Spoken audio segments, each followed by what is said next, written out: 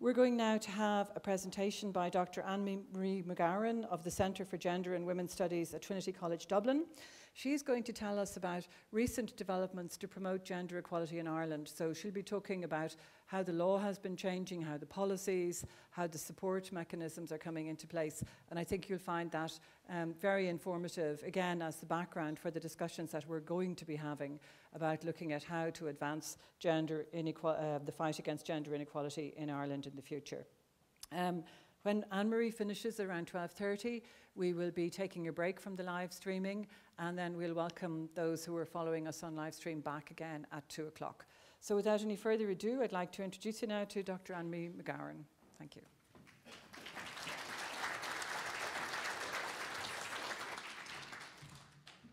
Well, hello. Thank you, everybody, for your welcome. And can I say I'm just so happy to have the opportunity to speak to all of you today. And thank you so much for the time that you're all taking and putting in to have a better future for gender and care in Ireland. So as Catherine said, today I'm just going to run through a number of the recent changes to legislation and policy to promote gender equality in Ireland.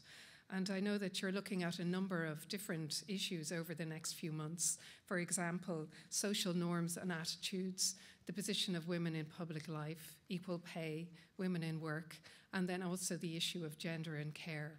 So I'm going to quickly outline some of the developments in this area. Because I only have 20 minutes, obviously, I'm just going to be able to touch on the kind of key developments rather than giving you greater information. So first of all, I will talk about social norms and attitudes and some of the things that have been done to change things in this area. So first of all, in the area of higher education, which would be universities, we have a gender action plan. And this was really put into place after a woman lecturer took a case after not getting promoted and won this case. And then I think there was a lot more attention on the fact that even though women are half of lecturers at third level, they're only a quarter of professors. So there really is this kind of effort to concentrate on this and look at why this is happening and to try and change it. So the Gender Action Plan has commitments to ensure that senior positions are fully open to male and female candidates.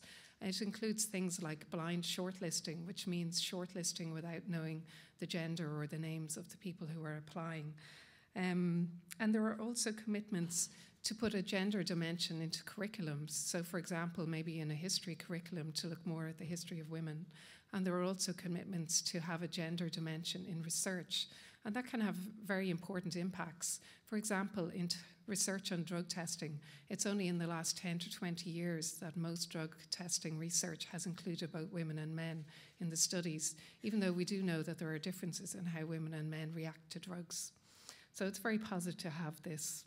There's also been the introduction of women-only professorships. So there are going to be 45 professorships available only to women, and these are in areas where women are very underrepresented. So that is positive as well to have. In the area of education more generally then, we also have a commitment to increase the number of girls who are taking Leaving Cert subjects in what's called STEM, so that's science, technology, engineering, which is great to have. And then we also have commitments to try and increase the number of women who are doing apprenticeships, because this is an area that traditionally has been very male. And within schools, there's also the social, personal and health education curriculum for primary and post-primary level. And all of those curriculum areas include a focus on gender stereotyping so that students are more aware of gender stereotyping. And this is something that they can have greater knowledge about themselves and their own relationships. In the area of sport, we also have had an action plan to increase the number of women in sport, because we know that girls tend to drop out of it a lot as teenagers. And there are also a number of actions to increase the visibility of women in sport.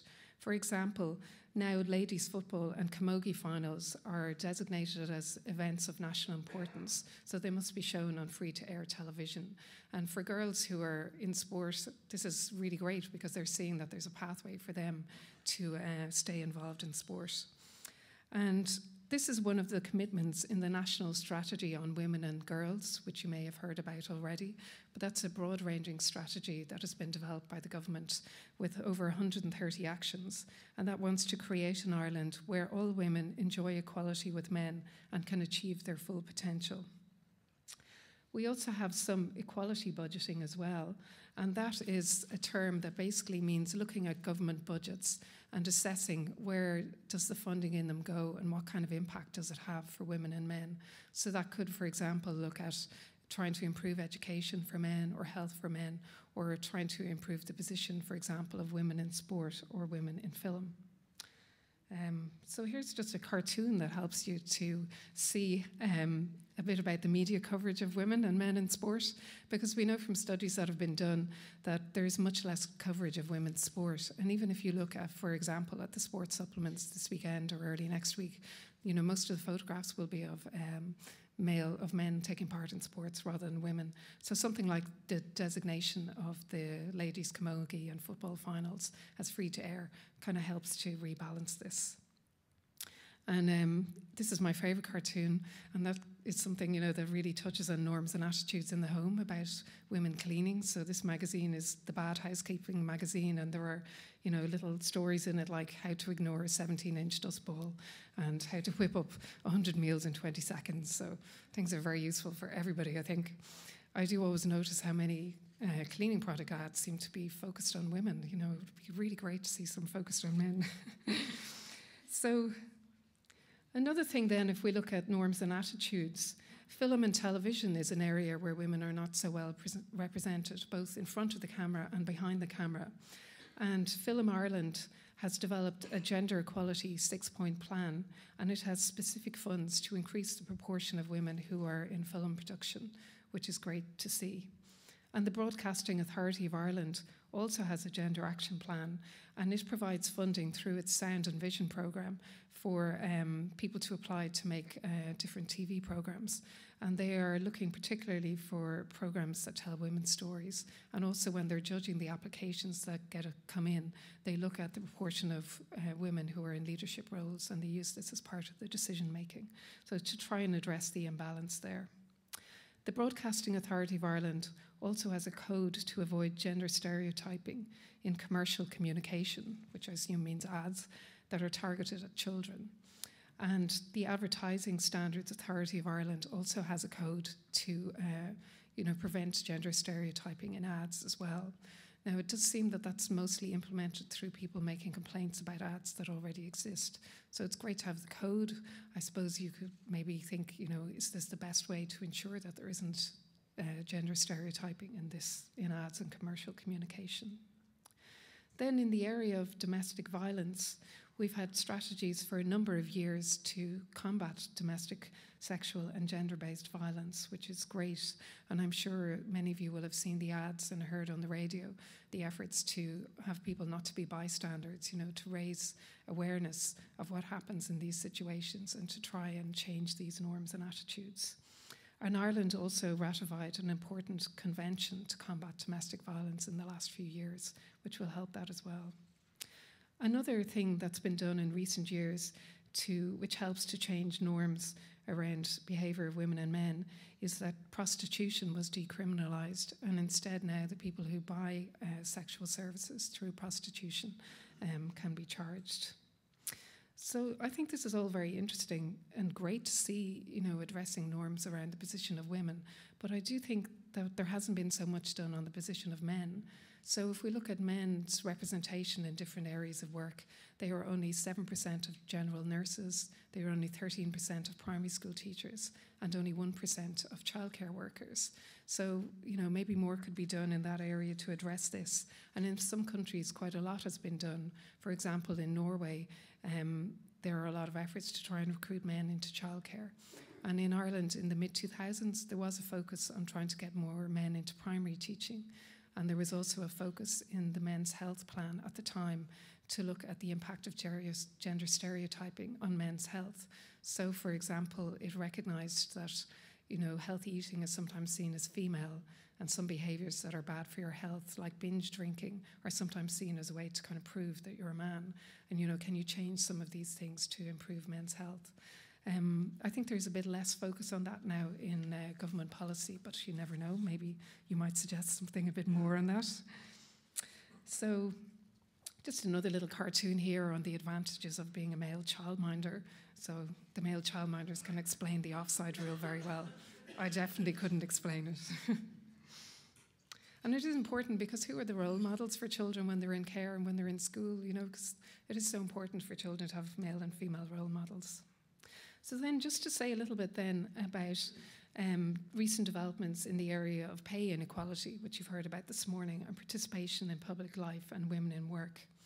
These developments obviously build on many years of legislation to combat discrimination in the workforce. So we've had equal pay legislation and equal access to work legislation in Ireland since the 1970s. But more recently, looking at the gender pay gap, which is 14% in Ireland, which is better than the EU average, which is 16%. The government introduced the Gender Pay Gap Information Bill. So this bill, which was introduced last year, was to provide that employers would publish information on pay for women and men in their companies. And if there was a gap, they would outline as well what they were going to do about this. So that bill has lapsed because the government was dissolved in January, but a lot of the parties have this in their political manifestos, so hopefully we haven't seen the end of it, because it does put more visibility on gender pay gaps and help to try and reduce them. For women who are in lower paid work then, the government has had the national minimum wage in place since 2000, and each year there's a review of that by the Low Pay Commission and advice on whether or not to increase it. And this is very important for low paid workers, and most of them are women, so this is an important piece of work for them. And in 2019, there was also new legislation that made it harder to have 0-hour contracts and what are called if and when contracts. So people are just called in to work if there is work available for them. So that impacts most on those who are doing part-time variable hours, which is mostly women, although of course it benefits men as well. So that is another good thing to try and improve the pay of those who are in low-paid jobs, particularly women. Then just a little bit about gender balance on state boards. These are important because they make decisions that affect people's lives. So the Low Pay Commission, for example, is an example of one of those boards. There's been a commitment since the early 1990s to try and get the number of women on these boards up to 40%. And that was reached in 2018. That's an average across all the boards. There are some that have more than 40% women and some that have less. And there is now a commitment to try and have 45% women on the boards. So it's important to have different views and life experiences on these boards because they have such an influence on people's day-to-day lives. Senior positions in the civil service are also important as well. They also have an influence on people's day-to-day lives. And there is a commitment to try and increase the number of women in senior positions there, which has worked well over the last 20 years. And now there is an aim to get to 50-50 representation in senior appointments. So just another little cartoon here, just a little alien who's really surprised to find out that the leaders on Earth are men. So, you know, there are different ways of doing things, I suppose. Then if we look at gender balance in large companies, in Ireland, if we look at companies that are quoted on the stock exchange, only 16% of women, of the board members on these are women. And this is less than is the case in Europe as a whole, where 23% of the board members of large companies are women. So the government has helped to set up an industry-led group called the Balance for Better Business Group. And it has set a target of 33% women on the boards of these large companies by 2023. And then you heard a bit before today about gender balance in Dáil elections, and we had the Electoral Amendment Act in 2012, which brought in quotas. 30% women candidates and 30% men candidates would have to be put forward by all political parties for general elections, and if not, that they would lose a portion of their state funding. This is kind of one part of trying to get more women into parliamentary positions. You know, they say there are the 4 C's. You need to be a candidate, you need to have access to cash, you need to have confidence, and you need to have your childcare supports. So it's one part of the kind of jigsaw here. And Ireland can be congratulated on bringing in this because, you know, quotas can be divisive and not many other countries have them in Europe, but they do often work, so hopefully they will. They don't apply to local elections, which is unfortunate because a lot of politicians cut their teeth in the local elections, but maybe that's something that might change over time. So just a reflection on women or parents in the workforce. This parent is saying, "Mummy can't take you to Katie's house because Mummy is busy cloning a slime mold," whatever that is.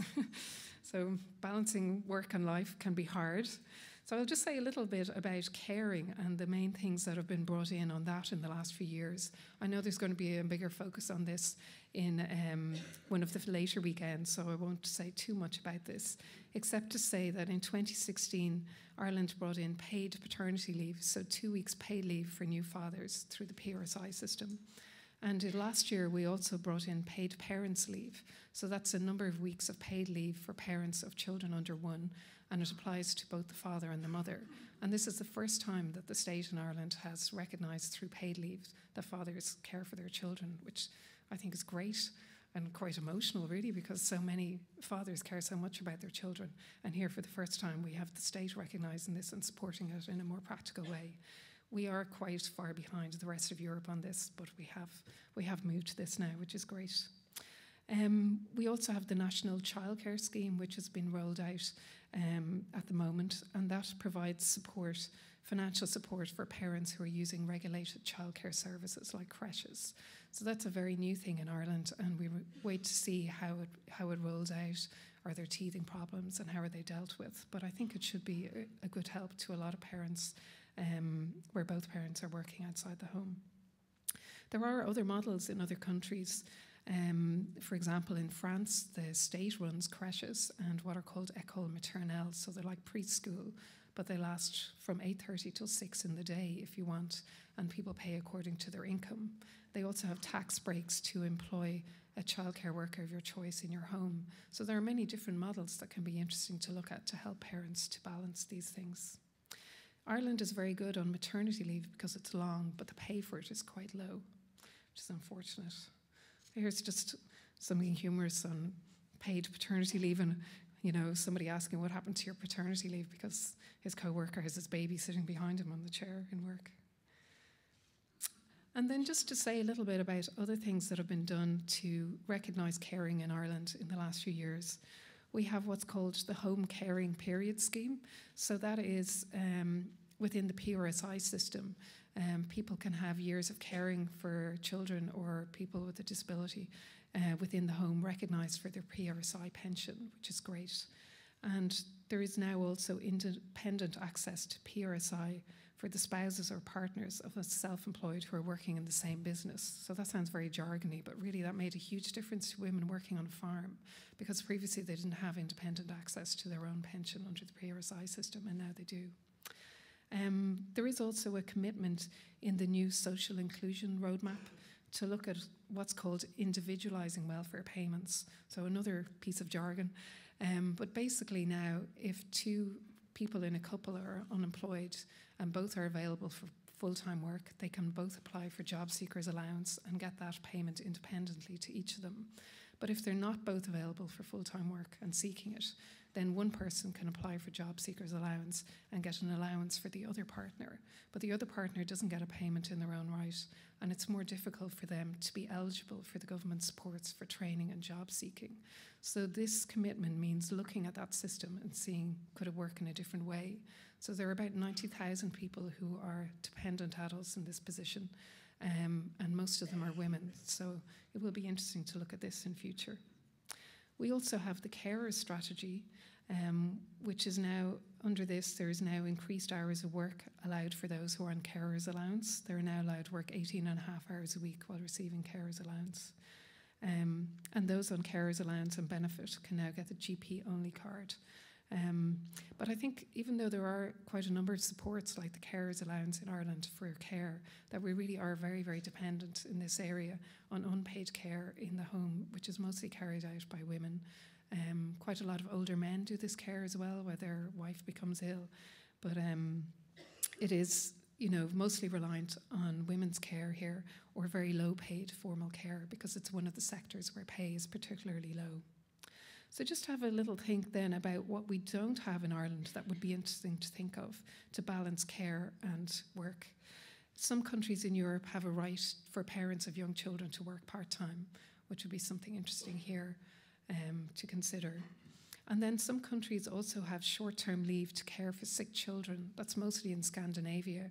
Most parents work, so I suppose, you know, here when your children are sick, organising that becomes something that's very family-focused.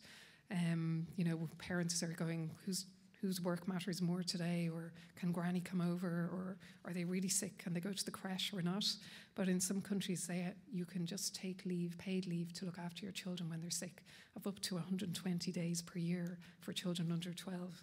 So I don't think Ireland is there yet, but it's something interesting to think about, because at the moment this is what we have sometimes. So I think Ireland has done a lot of really interesting things in the last few years to help change norms and attitudes, to promote women in public life, to help to balance caring and work a bit more. We probably could do a bit more on norms and attitudes in relation to men, but I'd be really, really interested to hear more about your discussions and the outcomes of your discussions over the next few months. Thank you very much for your time.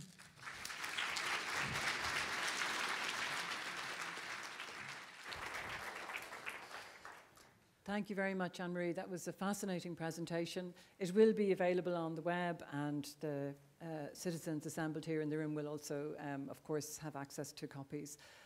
We're going to finish the live stream session now, so thank you to all of you who have tuned in to follow our proceedings, and please come back to us again at 2 o'clock when we will again be live streamed.